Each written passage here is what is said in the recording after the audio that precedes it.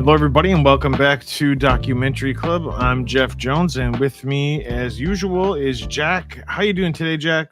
Pretty darn good today, there, Jeff. Welcome to everyone into the live chat that's joined. Going to be an interesting little discussion here about this is a robbery, the biggest art heist in American history, I guess. A period. Kind of Yeah, unbelievable what they got away with, and yeah, it's a it really is. unbelievable story that as big as it is, it kind of flies under the radar. It doesn't get quite as much attention as some of these other fantastic stories. It kind of makes you think of Ocean's 11 or Ocean's 12 or something like that, right? I mean, this really shook the art world, but it's something like I told you before. I don't hate looking at art. It's just a talent that I wished I had that I don't. You put it that way. So I appreciate it. These are the 13 pieces of art that were stolen. Some of them are small, some of them are large. But this is, um, well, I guess, and there's a couple artifacts too. Yeah, Chinese food. the little Chinese artifact, not really a vase. I don't know what you'd call it, whatever it is. The concert, I like that one. That one looks nice. Oh, and then here's Mm. the Rembrandt you were talking about. Yeah, this is one painting.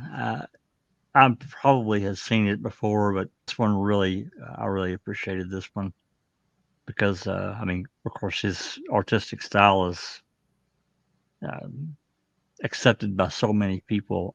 But, and again, I'm not a arty type person, but I really like this one. The Uh, work with light is really interesting for this one because you can see that it's just the two-sided, the way the light really looks lit. Like, and yep, that's one of the most yep. amazing parts And for me is how painters can make it look like there's a sun that's giving that light, and that correct.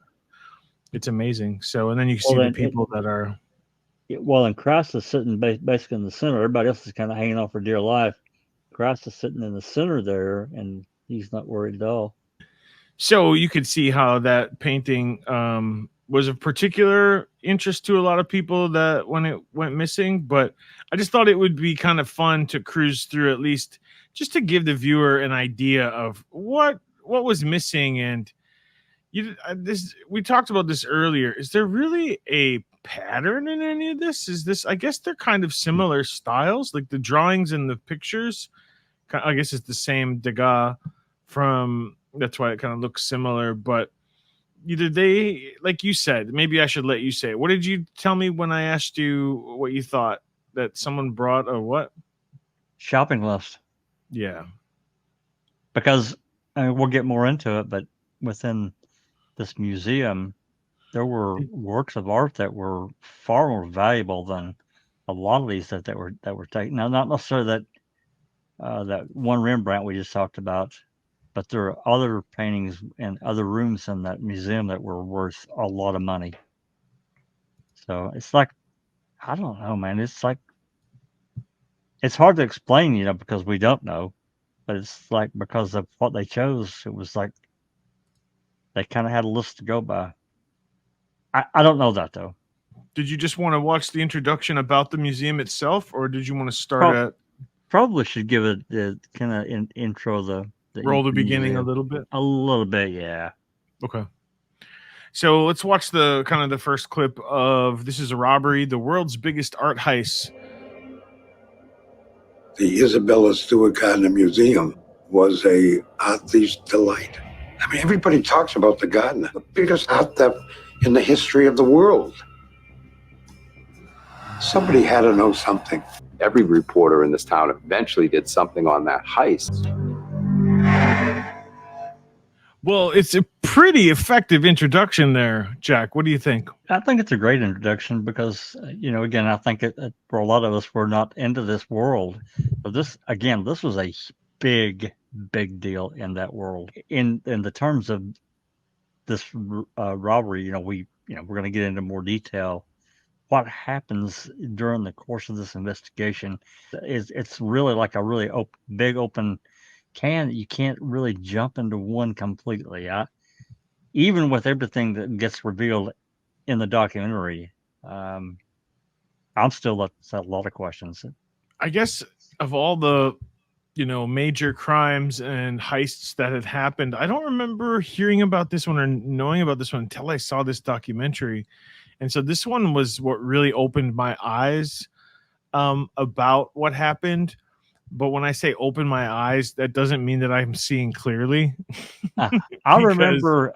I do don't remember, know what happened. but I do remember reading about it. So the first clip that I wanted to pick, I mean, there's so many to choose from. In the first episode, they go into the history of the museum, which is really interesting. I think that's good Yeah. because it kind of sets up and lets everybody know Absolutely. how the museum got going. It's built to echo a Renaissance Venetian palace. You're just shocked when you come inside to this verdant, luscious courtyard that is at the center of the museum. And then every gallery has its own theme. Before the museum was open, she wanted to test the acoustics, but she didn't want anybody to see the place. And she had the blind children come in and be the bodies listening to the music. It's not a museum. It was her work of art. Yeah, really cool museum. I've been to quite a few museums, studied art in college, have, been to foreign countries and checked out their museums. And this one is unique. It's small, but it has a lot of really interesting work. I wanted to pick up on that part. Maybe you had a comment on that she said, if you ever change anything, don't bother. Then everything should be sold at auction and donated to Harvard University. She's like, don't mess with my creation. Yeah. Yep. Don't be messing with my stuff. Just sell it. The money gets collected. I made this. I'm showcasing all this. All of this goes together as one, right? Yep. It's not just about one piece. This is my collection that I want to say I've, curated privately for the world, basically. And I want it this way because it's mine and I can do with how I want. And I thought that was funny. What some exquisite pieces. What a fantastic building as well. That too. I mean, wow, the building itself is just a work of art. Yep. Which is the way I think it should be. If you're going to put up beautiful art, you need to have a beautiful building. Yeah, absolutely. To go along with that. You got to set the table. That's right. I think that's where this documentary kind of caught my attention. Wow, this is a really unique little place of this eccentric woman who put together some of the, obviously she had money to do and put together this beautiful curation for the world, and then someone ripped her off. Well, which in that time frame when she did it, that really wasn't done by women. It just didn't happen. Women didn't have a lot of rights then. Absolutely. No. And I think they bring up a good point. It was a way for her to get out of the house. She'd be like, well, I have to go work on my project. You know what I mean? Right. I'm out. See ya. Yeah. You're on your own for dinner. Go down to McDonald's. Wait, you can't do that. Oh, wait. Whatever they used to call it. There was a McDonald's, but he wasn't serving burgers at that time. Correct. Next clip, when we really get in to talk about this robbery, and I think in the first episode, because there's so much to learn, we're probably going to watch a lot of the clips from episode 1. That's kind of that's the way I remember it. But we definitely want to check Aaron Fannin, former security guard, talks about working the overnight shift at the museum. Yeah, everybody should, that watches this, they know that there are a lot of names, and they're not in the episode 1. We don't learn about a lot of them until episode 2, episode 3, and even in episode 4. There are new names still getting dropped in to this documentary. So I didn't put everyone in my crib notes, right?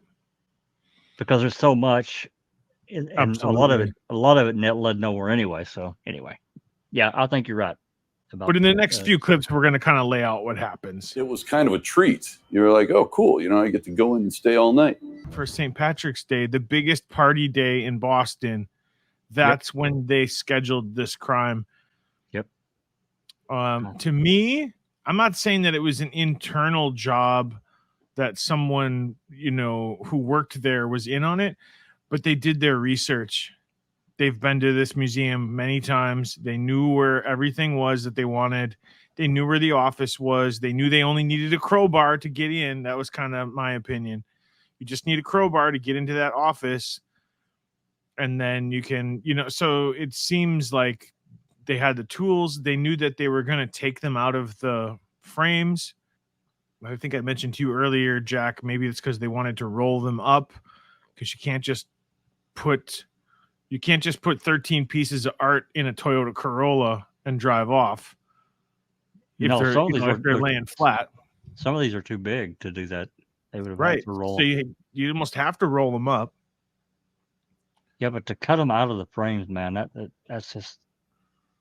I mean, even for me, I'm like, you cut the painting because, you know, there's in a frame there's overlap all around the edge to hold it. Oh my God, to cut a painting like any of those, really. It almost seems like, you know, they had a buyer. Do you know what I mean? Like you said earlier, was there a shopping list? It's like the buyer agreed to this. Like, if you got to cut them out of the frame. I don't care. I'm the one paying the money. You know what I mean? Like, it does kind of would lend you to think that, because if you don't know that the buyer is going to be like, what, you cut this out? I don't want it now. You know what I mean? Like, or you're going to get it for a lot less, you know. People that pay that big of a money for an art piece, because that's I'm not sure, they didn't just steal these to put them on their wall, I'm assuming. Oh no. You know what I mean? They stole them to resell.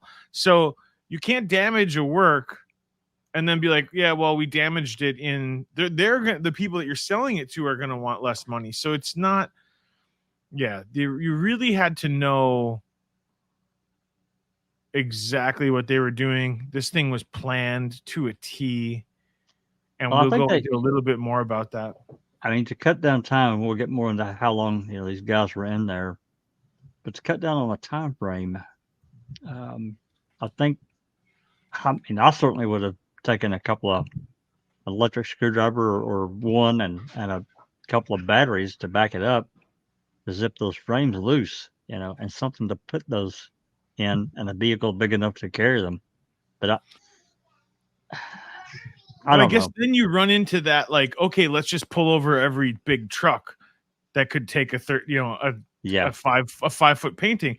Like, the only way to get out of there is you're going to have to roll them up. Like, that's a hill I die on, Jack. You can challenge me if you want, but this is I don't think you're wrong. I don't, because that would be the quickest way. Roll them up, put a rubber band around it, you're done. There you go, you're out. And then we zoom off in our Toyota Corolla or and nobody cares. And we're completely, you know, we're not in a fancy car. We're in some little 4-door car, and we have police uniforms on. Like that. That's a pretty good move to be like, we're the cops, let us in. Well, you know, this gets back to. I'm getting ahead of us a little bit. Well, I mean, we could talk a little bit about this 1645. Okay. The lady that relieves the night shift dudes, she goes to get buzzed in, and they're not answering. So she ends up calling the chief guard, the chief deputy, whatever they call him, security person, and he rushes over there and gets them inside.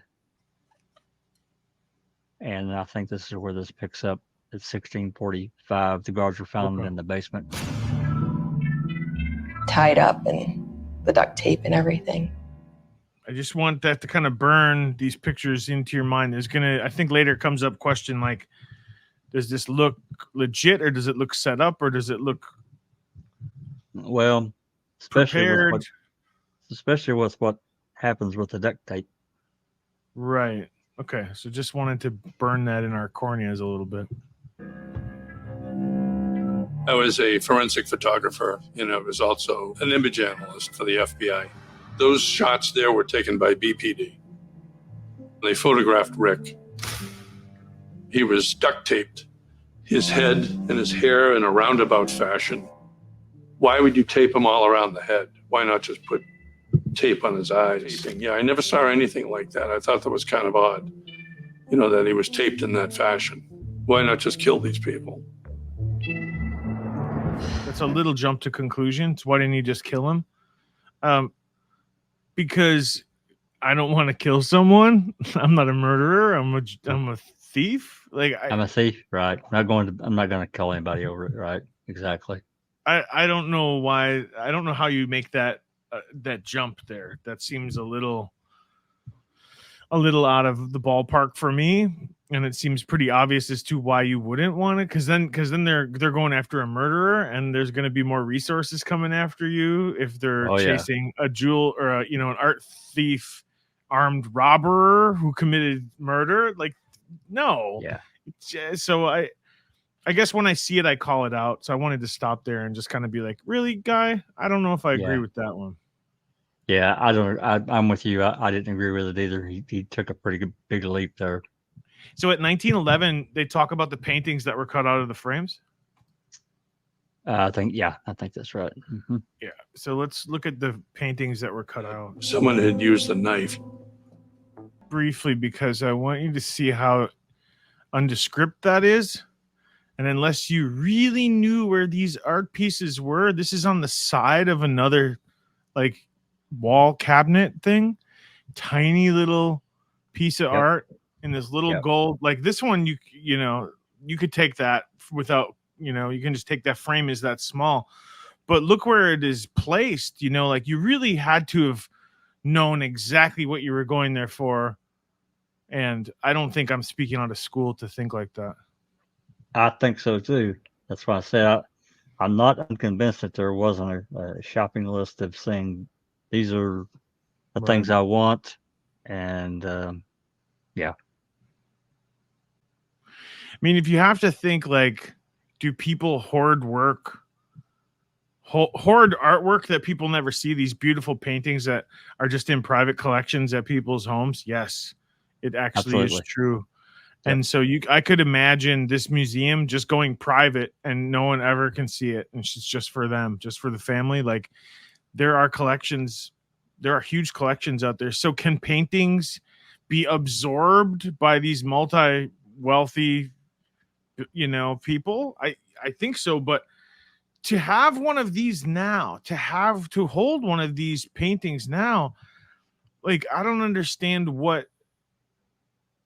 They're worth millions of dollars and you can never show anyone. You can never share that you own it. Never. You know what I mean? No. So I know that art is used as international currency. It really is. Oh yeah. Like diamonds, right? Easy to move liquidity around. But if you can never share, like if you can't show it to anyone and you can't share where you got it from, then what's the point, right? What are we doing? Do you know what I mean? It's just for you and yours. Like, that's where I get a little like the motive of the crime. Like, what are people up to? What is this about ultimately? Well, there's another little sect of the world, I guess, that we should also mention is that even though that may be true and it does happen for sure, there's also that other element where you could still barter it, but the value would be less. So you get, I won't say pennies on the dollar, but a much less value, but still some pretty good value for some of these works of art that you could barter with, and they go to another private collection to somebody's basement or whatever. But man, yeah, that's brutal seeing those things cut out. Oh my God. It is.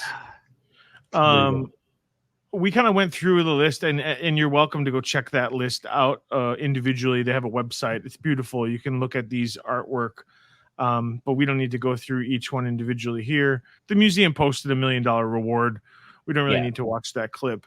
But I think so much is on this investigation, and it's important to see it from the beginning. So let's just watch a little bit about the FBI agent Tom Breck on the scene. I got to say, that is pretty slick to have them handcuffed, have the security guards handcuffed, and then tell them, oh, man, you fell for the worst one. We're not cops. Yeah, you're screwed. When you see this at first, what is your understanding or take on maybe or suspicion that maybe these just are really cops, because the way he said the thing about the warrant, right? I think there's a warrant out for your arrest. I think I've seen you before. It smells so cop-like, doesn't it? It does, and we know that. Hey, no offense to Boston cops, maybe listening. I know there's a long history of issues with problems with Boston cops. It's happened for, well, decades now. Right. So Yeah. I mean, that is also a possibility that I don't know how much they explored it. It's not really in the documentary about if they actually looked at mugshot, or not mugshots, but photos of the the officers that were employed at the time. I don't. If they did say that in the documentary, I missed it. but it stands to reason that maybe they weren't dressed as cops. Maybe they were cops. I mean, it's not that far of a stretch to think they would. It's like you're calling their bluff. Like, a cop would never dress as a cop to commit a crime. They would wear a disguise. You know what I mean? Like, Right. only a No. non-cop would put on a cop uniform and commit but It's it was part of their, and being, I don't know, just like, dressed in plain sight. They're right. so. Again, I hadn't really thought of it on those terms. You brought up thanks. You brought up something else for me Yeah. to think about Well, here. some more rabbit holes to go down. No doubt. Well, speaking of rabbit holes, there is a clip that I wanted to share about various theories that have been discussed who would steal the art. Yeah. So I think we'll just take us to that one. Again, we don't get to every clip. We try to do our best to pick the ones that we want to talk about. But here we go. Let's look at some of the theories that were handle the art. They don't know what to do with the art, and that's usually their undoing. But they got away with it. So how is he so? He's so sure of himself, but yet, there's been years passed since this documentary came out, and still nothing. Like, they're still getting away with it. You know what I mean? So I don't know how he's so sure that they don't know how to handle the art. I don't think you knew who they are. Well, and to just automatically say, this $1 million reward, like he's talking like these guys were some low level punks that are. They probably got millions just to do the job. Well, I mean, it's hard to say. We don't really know, but you could be right. But even if they were saying, look, we want these 13 or 15 pieces, whatever it was, we're going to give you 100,000 each. They basically are spending a few hours. That's a lot of money. But at the same time, the element that they may have been dealing with, they know that if they run their mouth, they're probably gonna get killed. Even their family could be killed. Yeah. I also don't think you do this without a buyer. I don't think you just go and collect these 13 specific paintings and be like, well, hopefully we'll find someone that'll buy them. No. I agree. You can do that with like VCRs and stuff, but I think it's laughable to not think that this wasn't planned A to Z, which means that the end plan, if everything else is planned so well, that means that their end destination, these paintings' final resting destination, it was already predetermined. Yeah. Before these things this even started. So they knew where it was going to go before this even started. So everything else is so meticulously planned. Why wouldn't that be planned? That's right. And then these things are red hot. Right. So you can't just, if they had an eBay or whatever, you can't just plop them up on, Facebook Marketplace and say, I got some old paintings. Even if you put that shit up on the dark web, they're going to find you. They're going to find you. Because you're gonna, law enforcement patrols the dark web to see for exactly that. That's right. Is there rare artwork that's coming up for sale? That's right. That's right. So, I of course I don't think it's like a Dr. No, like the guy said in the James Bond movie where the guy just sits around and collects art, but it might be because, as I said, everything else was so meticulously planted. Their final destination most likely was meticulously planned. Yeah. And whoever the buyer was is okay with no one ever seeing them again. No, they're wanting it for their personal collection. They don't. Yeah, sit there and laugh. Right. And even someone like that probably has a friend or two that they would share it with that has their own private collection. Right. You know, birds of a feathers, I guess is The blackmail club, huh? They're all in the blackmail club together. Exactly. Yeah. So yeah, I actually am going to completely disagree with what that guy said about there's no Dr. No people. Yes, there are. And I think that you're naive to think that we're humans and we want to get away with one. And maybe I can't be the person who goes and climbs over the fence and gets the art, but maybe I can be the one that plans the whole damn thing. You know what I mean? Right. I'm the producer, and that's how they get their thrills. You know, I don't put anything past another person. But anyway, it's such a cool first episode so far, but I think we got a little bit more in episode 1. Is there another clip that you wanted to pick? Yeah, I was just looking at my crib notes here. And you know, we just talked about the various theories, and this is going to expand as we go forward. After episode 1, it's really going to expand into a lot of.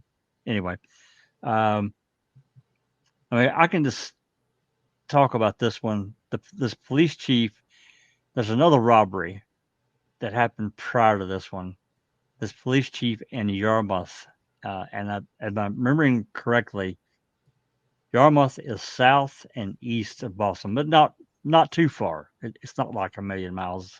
I don't think it's that far at all. Anyway, a suspect named emerges in that robbery, and his name is Miles Connor. And Miles Connor runs throughout the rest of the documentary. This guy is he's basically a savant. He's extremely intelligent, but he also likes to steal stuff too. He's a criminal. He doesn't. I mean, to listen to him talk throughout the documentary, he's not a bad guy. He just, he's just that's just what he likes to do.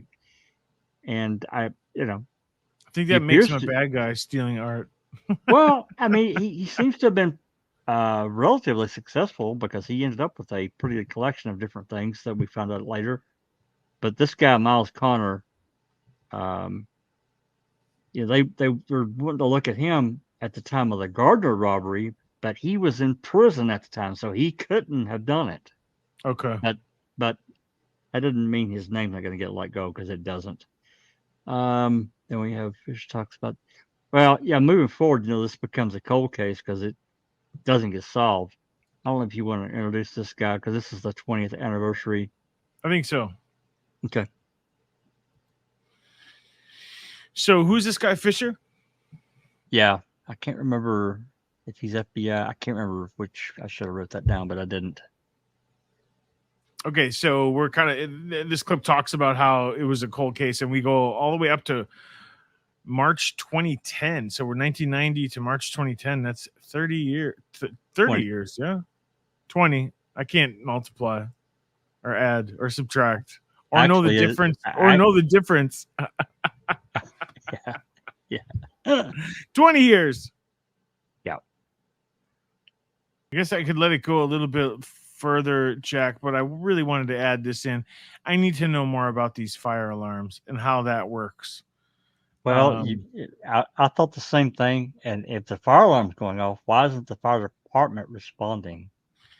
Yeah, and who can trip the fire alarms? And that makes me go inside, even more insider job, right? Because yep. Or more professional. You're looking one of the more parallel, one of the polar opposites. You know what I mean? Like really professional who knows how to operate this kind of stuff, or someone from the inside who knows how to operate this stuff. So, well, I mean, you got to think about also there was a computer system there. with these various sensors and so forth. Everything got recorded into that computer log, or whatever you want to call it, of events that would go off on these different sensors. I don't remember them talking about those fire alarm sensors being recorded. I don't remember that at all, now that I'm thinking about it. Well, what's a little bit more of this, and then we'll wrap out this episode. There you go. Why? He opens the door and then shuts it. Yep. And then 10 minutes later, they come. That's right.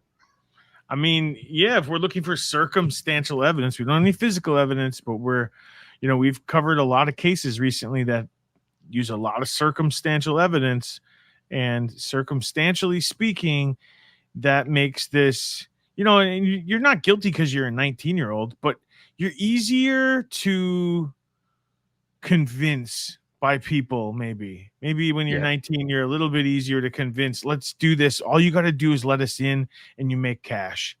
Right. You don't need to know anything else. Correct. Yeah, man, we love a lot to come down and check this artwork out when nobody's there. Don't have to be rushed. And right. There's just all kinds of places, because I mean, Richard Abbott, I don't know how much I recorded of his background. If we don't get into it, I don't remember if I've got a clip. I think maybe I do. That tells more about his background and who this guy really is. Yeah. And talking about him. Again, I don't think he's a bad guy.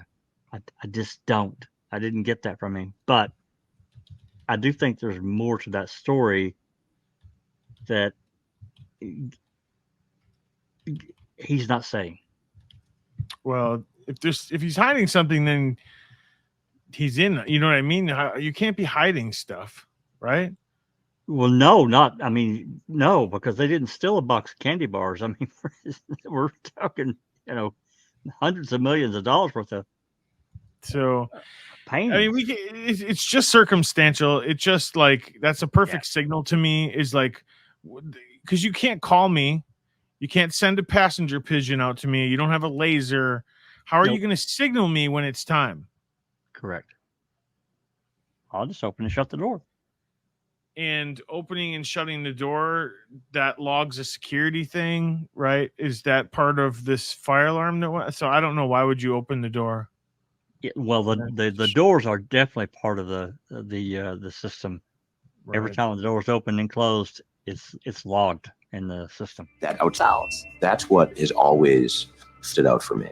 The fact that they were comfortable enough to be in there for 81 minutes. There was a secret panel downstairs, and it was slightly ajar when the investigators arrived. Now, who would know there was a door there? It's an interesting thing about this door, because it is a hidden door, and you would have to kind of know that it's there to open it.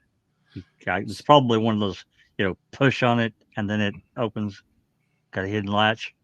Right. So somebody who had insider knowledge of the museum, or someone who's extremely well trained and well versed in everything museum that comes from that kind of acolyte society. I could see either way, but it's almost like, in one way, if it's not someone being sloppy, because if you're being sloppy, that's stupid. You should close that door, because then they don't know that you know what I mean? Seems a little sloppy to leave that door open. Or just an idea. If you're like this high level museum art theft and you just want to show off how smart you are, you leave that door open and you go, dude, I found your secret passage. Come on. Yeah. And you flaunt that a little bit. Just because that's what you do. There's another thing that gets mentioned in here, because a lot of Boston police showed up pretty quickly to this. It's unclear if one of them may have opened that door. Fair enough. They don't know for sure. So because I don't think that door. How'd they find it so easily? You know what I mean? How'd the cops find it that easily if it's exactly? It's kind of a hidden door. Yeah, I don't know if I'm buying that one. And it doesn't have a sensor on it, so they don't know. They can't track it. Yeah. There were security cameras working that night, but the thieves knew where the VHS system was. We know that at least one of the proximity detectors went off. I don't see how this was pulled off without inside information. Oh, they knew right where the recorder was. They went and took the tape. You know what I mean? Yeah. Like, yeah. they knew right where that was. Now, there's only so many places to look for, right? Correct. Like, oh, here's the office that says don't enter. Let's enter. Oh, look, there's the VHS record. Like, it's not that impossible to find. No. I don't know. Yeah, I mean, I don't think it's a huge stretch to, they knew that if they'd been casing the place, right. At minimum, I'm sure they saw the cameras that were around, right, and probably knew everything was recorded. So I don't think it's a huge stretch back then for people to have known that there's a recorder on the premises. Not like it is now that, something may be recorded on the premises, but it's also sent to the cloud. That prints out the motion detector alarms. Somebody took that. Most of the stolen artwork was taken from the Dutch room. And the only person that the hard drive can show whose steps went into that room were those of Richard Abbott when he was doing his rounds in the museum. Best we can tell, they never entered that room. That means somebody either took it off the wall before or after the police got there. You to let that sink in. Absolutely. No, it says Richard Abbott, who was working at the Isabella Stewart Gardner Museum at the time of the infamous 1990 art heist, has died at the age of 57, and that was in February. So pretty young. Yeah, 57. I think it's fair, because I noticed it, to bring it up that he can't answer anymore. Definitely some interesting little thing in episode 1 to kind of lead us to believe maybe he does know something, or maybe he did know something. Maybe. If we could go back to the scene of the crime now with DNA, it would be a much different crime scene. We knew that the thieves took the VHF tape. So that's what I went to. I got the tape. I went right to the night before. And I wanted to see, okay, how does this opening the outside door work? You can see a car pull up.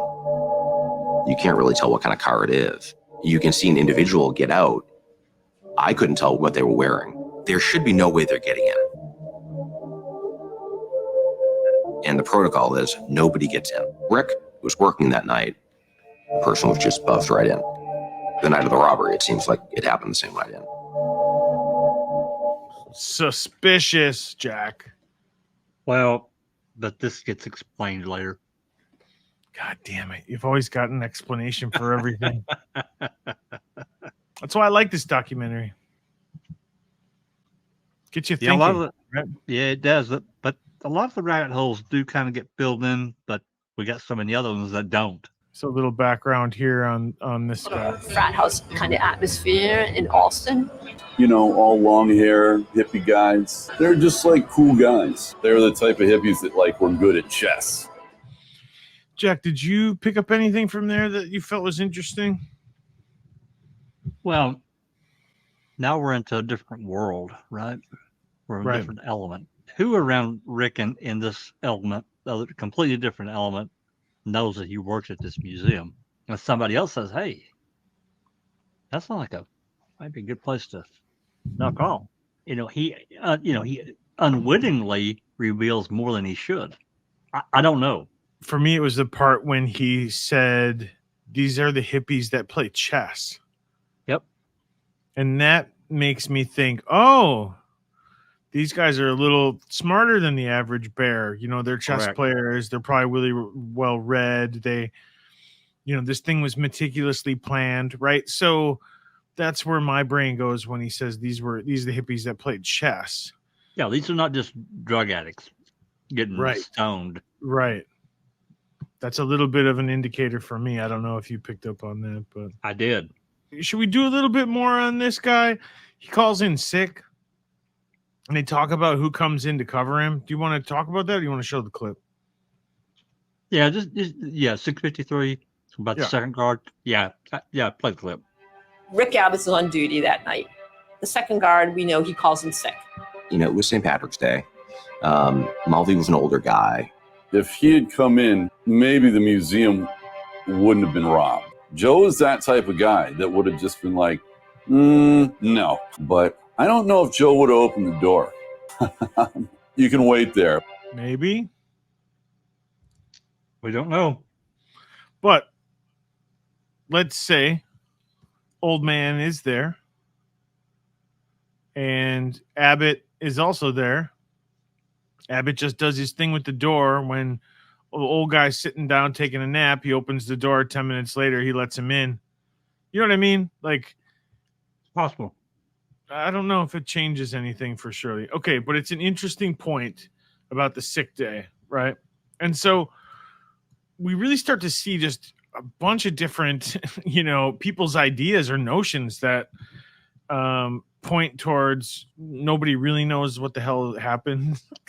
That's right. They don't. But we're trying. What we're trying, In the 1990 time frame, there was no division of law enforcement that really went after and prosecuted art thieves. Didn't really have anything like that Good here. point. Yeah, it's an interesting point. At 12:52, we see this clip that reporters ask Abbott to talk about the case. Yeah. Could Rick have snatched the painting and hid it when he went back to the desk? I had an interview with him. Yes. Why did you give me notice? Because it was getting in the way of playing with the band. Do you have any idea how the people who broke in knew about the museum security? No. About the Blue Room and your go through all that? According to the motion sensors, the guard that let the robbers in had been the last person in that room. I did a risk assessment at the Gardner Museum. I tried everything, and all of those detectors detected me each time. This is the important thing, this printout. I wish they would have shared things with me, but I understand how it is with the FBI. No alarms triggered on the first floor while the thieves were inside the museum. They didn't trigger any alarms for 48 of those minutes. They wanted to know how it would be possible for the thieves to get that painting out of that room. Those guys go and cut all the other ones out of the frames, and Rick gets to get away with that one. He says it sounds ridiculous, and I hear it, and I go, sounds like a decent deal to me. Let us do it, and you can have anyone. You can pick whatever one you want. Pick something small for yourself. So let's check out this clip with Ann Hawley, and she talks about the calls that came into the museum. She's the director at this time. When an organization or a person becomes a victim, there's just a pile-on that happens. I want to refer all security questions to the FBI. The museum got several bomb threats and threats on people's lives. There was a whole dark side going on. You get a big event like this, it's going to bring out the crazy train. I'm sure she's getting blindsided from directions that she never even thought possible. I mean, way to victimize the victim here, huh? So we got another clip here. I think it's important. This local cop talks about the case, how it was handled, and specifically about how the FBI took control, and then talks about duct tape that went missing. We figured if we had any luck at all of obtaining any type of fingerprint, ridge detail, it would have been off the duct tape. It was all balled up. That tape then would have been taken. So we were hoping to do that, but then the tape went missing. They threw it in the trash can somewhere down the road and it's gone. Or it was just thrown away, not even considered that they could have gotten fingerprints off of it. By the time I get involved, it's 20 years later, and I spent a lot of time just focused on what evidence do we still have. Stuff's been in storage for 25 years. What did you think when that police tape comes out in 2015? I laughed. The FBI has concluded they know who it is, and it was potentially one of the employees. She says, that's Larry O'Brien. Larry is the deputy director. Why 25 years after the theft? We didn't have much confidence in the FBI. We didn't think we were getting really their full attention. So that pretty much rounds out episode 2 that, they bring up that point. Nobody was talking about this. Slips through the cracks. People want to talk about the heavy, the mafia and the drug busts and the murders and, this woman's private museum, this woman who's since decades gone. It's just this little tiny museum. So what? It didn't have the publicity. No, exactly right. I think today, I think it would, because I think there's more, there's more people, there's more volume, and so I think it would be different. But yeah, then it just that's not what people were talking about. So we'll move over to episode 3, and we'll let you pick the first clip, if you would, Jack. At the beginning, for several minutes of this episode, they talk about artwork being used as basically currency because there was such a crackdown on mob activity. The mobsters were looking for different revenue streams, but they start getting into some of the specific Italian families. There's actually several names that enter into this from these Italian families that they're really looking at. One of the first people to visit Vinnie Ferrara in jail was Bobby Donati. 1 before, 2 after the theft. They stole 5 or 6 Wyeth paintings, and he had a partner with him, Bobby Donati. And he had actually put the whole thing together. Donati would have known that, getting a piece of artwork that's so important, the feds will do business with you. I mean, it's an interesting angle. It's an interesting theory. That's a lot to go around, to have a backup, to have a plan B, to have an insurance policy. And the problem with this theory is that no one's ever cashed in on it. That we know about. That's correct. It seems to be another rabbit hole, but they stay in this rabbit hole with Donati. He plays a part. Yeah. All I mean, he's the way. good for it, but is he good for it? Right. That's right. That's right. I don't know enough about the intricacies, but this seems like a pretty, as I said, very well planned. This was not just, they knew, and that's what I'm saying. I think that they had the buyer lined up before they started. I don't know. Okay. So a lot of that episode is dedicated to this kind of angle of these mobsters and stuff. And it gets into several. It's not just, it's not just one. So let's check in on that 3657 about how he would do it. Would he do it himself? Would he get someone to help him? Right. Do you think Donati went in himself, or do you think that he That's it. hired other people to go in? No. You find your nearest and dearest to do it with you. You don't just get somebody random whom you know you can trust. You get somebody who's connected. These guys grew up together in the East Boston neighborhood. They knew each other. It's interesting. It's an interesting angle, but nothing can really be pinned down on it. There's nothing of real substance. There's stories that they get into a little bit, especially from the Garora. But yeah, it's just more rabbit holes that they could never place any real blame on either one. So that's kind of what I got out of episode 3, unless you wanted to cover something else. Well, I can just mention here at the end, David Turner. He's another new suspect. Now, Turner also plays, he's all through episode 4. This is he's actually really young when he gets involved with the mob, and he gets his ass in a lot of trouble really quickly. At a young age, like 23, 24 years old, he gets like 40 years, but they end up cutting the sentence, but that's toward the end of episode 4. So he's involved. I'm not saying he's involved with the robbery. Right. It's possible that it's possible his hands are in there, but again, there's no proof of that. None. Well, we'll start off episode 4 with another new FBI agent, and the episode 4 is called $10 Million Reward. At some point, the reward had been increased.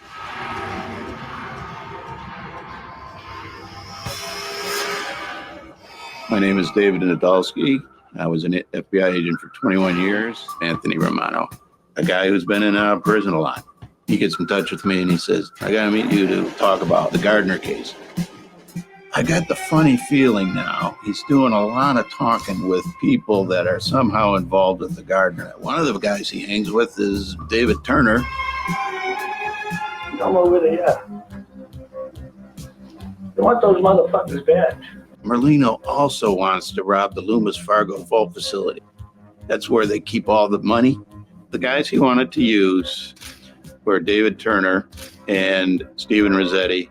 Something's not adding up here to me. These two, like, young, inexperienced, just street toughs. Those are the two guys you're going to use? Yeah. It's not adding up for me. It's like I said, it's just like he's another lying one. about it. You know what I mean? Yes, I do. I do know exactly what you mean. It seems like he's like, this guy's asking too many questions. I'm going to feed him some bullshit. You're not going to use these two guys to do some high-end robbery. It just doesn't feel right to me. But maybe I'm wrong. Maybe I'm totally misreading it.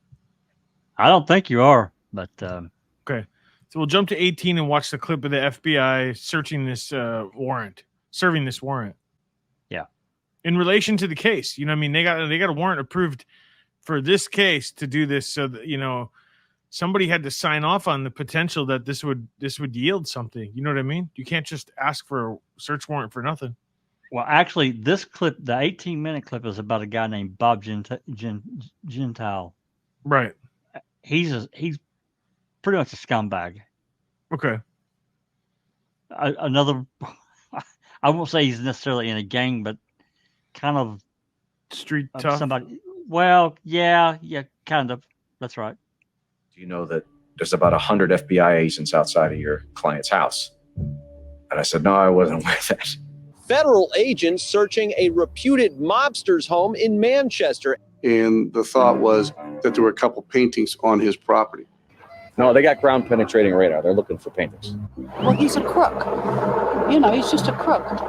And crooks do those things, and I wish he didn't live here. Poster boards were made for all the pieces. The words recovered were over them. The item was in the center of it. The FBI went out and they looked at the shed and they found the hole in the floor. And then they opened the trap door and someone said, you know, there's a big container down here. And I looked at it and said, it's an empty hole. What do you want from me? Wow. That small Rembrandt, by the way, would fit in your pocket. But I think he has a good point. He's like, all this for this one little tiny, you want the big one. Yeah, you want the big stuff. Yeah. Yeah, you're looking for they didn't find anything. They found a newspaper clipping of the robbery and a yellow piece of paper with every piece listed and the street value. Maybe we'll play that. Yeah.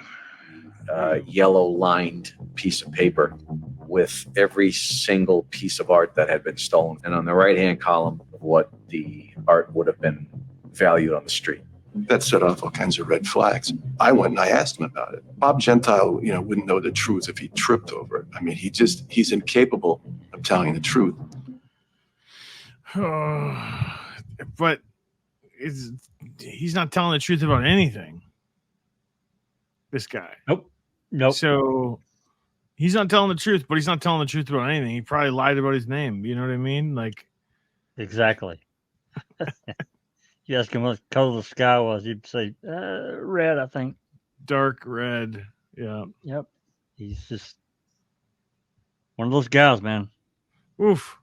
So there's really, like, we're trying to get somewhere in this case, and it's just, I don't know. It's like, yeah, maybe. Yeah, maybe. There's a lot of yeah, maybe in this one. I guess we could watch the lawyer talks about that a lot of the people involved have died. Well, yeah, okay. Let's check that one out.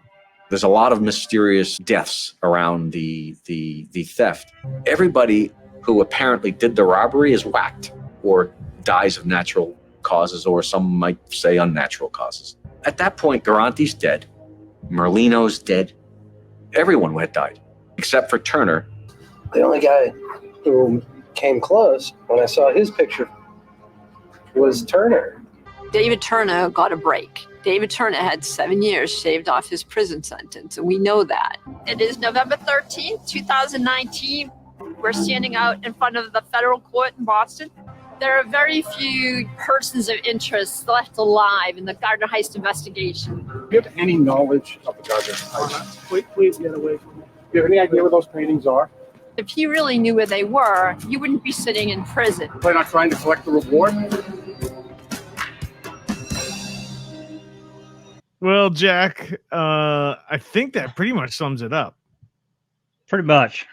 A lot of suspicion, a lot of rabbit holes, but that art is nowhere to be found. At least not yet. It's almost like we look at those cases, and if there's no body, there's no crime. If you Yeah. don't recover the art, you haven't solved the crime. You haven't solved it.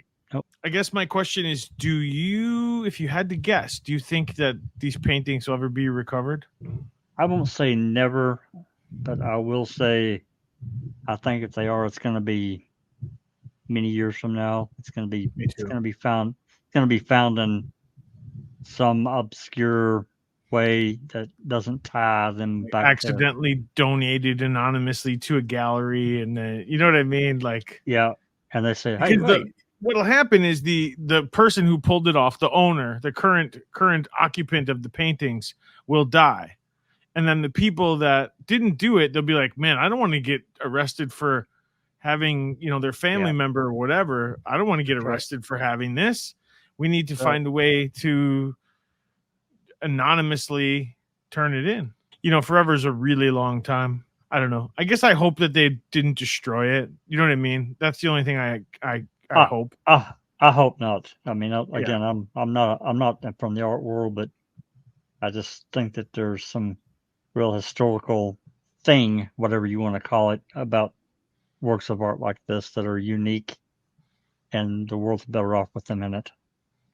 I agree. As far as documentary goes, I think they did a really good job blending in interviews, blending in, law enforcement, and blending in even, going down these rabbit holes. I appreciate it because there are some documentaries that I wish they would go down them and extinguish those holes. And this documentary does seem to do that as much as possible with whatever information was available. So I thought it was thorough and well constructed. Yeah, I do too. I think that as we've seen in this cast of characters, a lot of these people were just willing to say whatever to get a rise, to go to make the FBI do this or sure. Yeah, I appreciated it too. And like I said in the beginning, if they planned out the beginning this well, they planned out the end that well, and it was already determined where these paintings were going to go. They were in the buyer's hands within a couple months. They probably sat at a warehouse for a couple months, and then in one night, in the middle of the night, they slipped out the back and onto their final destination. And the person who has them now probably still has them. I don't think that they switched hands since. That's my narrative, my fictional narrative that I have. It's all gut instinct on that, but Yep. That's what I would guess. I can't disagree with that because we're pushing 34 years now. Yeah, past 34 years, pushing 35. Yeah, and criminals love to get out of prison early, and they will say what they know. Well, it's a mystery. I don't know that we'll ever see this one solved, but forever's a long time. 200 years is a long time. You know what I mean? Like, oh yeah. Is it still going in 200 years? Probably not. It's probably solved. Well, recovering the art and solving the crime are two different things, but that's right. Anyway. Fun one. I really enjoyed this one. I'm glad I put it on the list. I hope you enjoyed it as well, Jack. Oh, it did. It's a real whodunit.